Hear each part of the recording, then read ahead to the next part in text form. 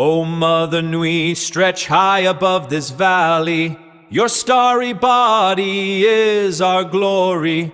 Then see the hawk of yonder Ahurquit, his fiery splendor, oh so mighty. He brings a light for all our weary souls. He makes the broken spirit whole.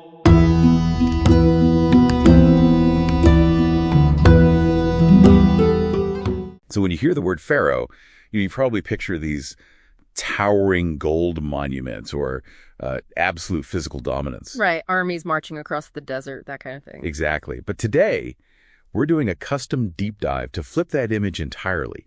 We've got this fascinating stack of sources like translations of esoteric texts and psychological analyses. And our mission is to reveal how ancient mythology was actually a precise blueprint for your own psychological evolution. Because esoterically, the historical pharaoh is really just the ego ruling the inner kingdom of the self. So, okay, let's unpack this. Yeah, it's a vital shift in perspective. Historically, achieving that state of divinity was the exclusive right of the initiated king. But there was this democratization of heaven later on. The spiritual journey opened up to everyone. So what that means for you, sitting here right now, is that you are meant to be the pharaoh of your own inner Egypt. Okay, so if I'm the pharaoh of my inner kingdom, where do I even start?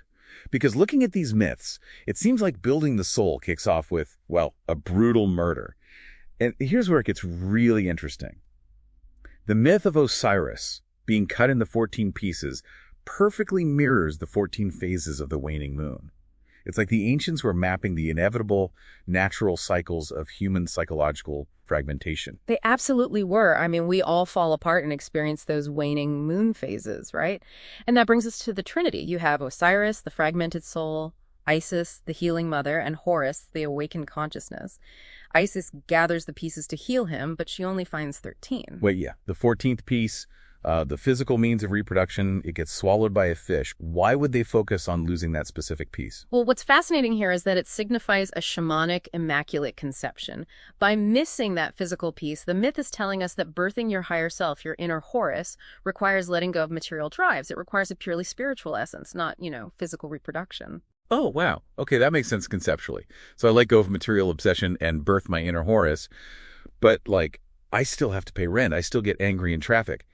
How does this elevated consciousness actually survive in our heavy physical reality?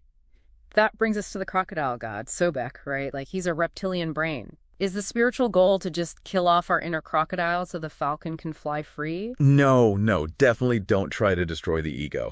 That is probably the biggest misconception about spiritual growth. They are what the mysteries call adversarial allies.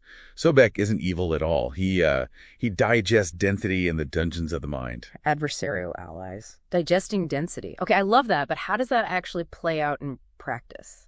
Well, if we connect this to the bigger picture, if spirit completely destroys ego, we lose our grounding in physical reality. You couldn't function at work or protect yourself. We have to maintain an ongoing dance between them.